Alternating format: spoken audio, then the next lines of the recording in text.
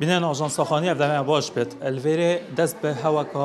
واکسین دانان با قطابیان هاتیه کرنه ایک جا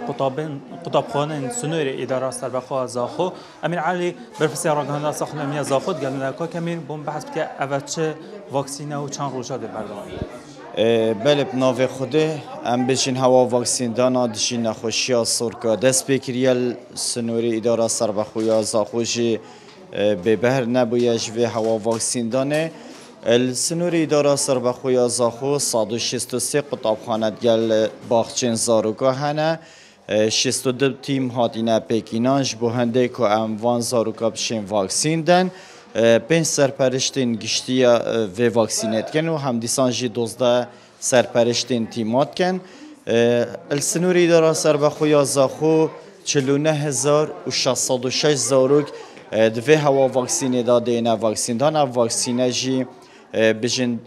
برگریش سه نخوشیات کت نخوشیات سورکا هم دیسان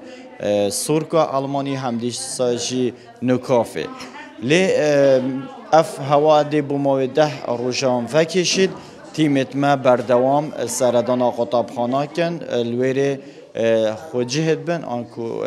حتی وان زاروکن و قطابخانه همی بین واکسین دان اگر هاتو او قطابخانه خلاص نبود در روزکا دیش سر تمام کنش بو هنده که اف زاروک تب به بهر نبنج و واکسینه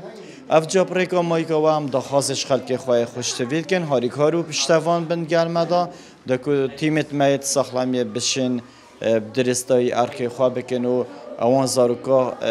بشین واکسین بدن دا زاروک توان جی دیر بنش وان هر سه جورت نخوشی آویم بحث لیکری و دا خواه ساخیر سلامتی با همیات خازم و سپاس کمی بیشتر اول نوان دا قضا زاخوه یانجی کوچ پلان هیا بو بیشتر قضا باتی فایانجی که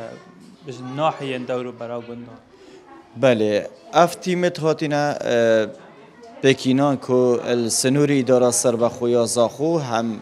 قضا باتی فحطا دیره بینه و الباطل و همی جهان بخوفت گیرید جبروی که کودا کو هم بشن به تمامتی وی ارکی را بنو اف دانا واکسینش بو قطابین سنوری اداره سربخویا زاخو امیر علی برفسی راگهانه ساخلمی زاخو گلک سپاس کدت گل من ولی بینانو اکی کاک امیر دادیار کنه سنوری اداره سربخویا زاخو دست به هوکی اف هوا بو دما 10 روزانه مفاهیم بو سه نخوشیان هیا که این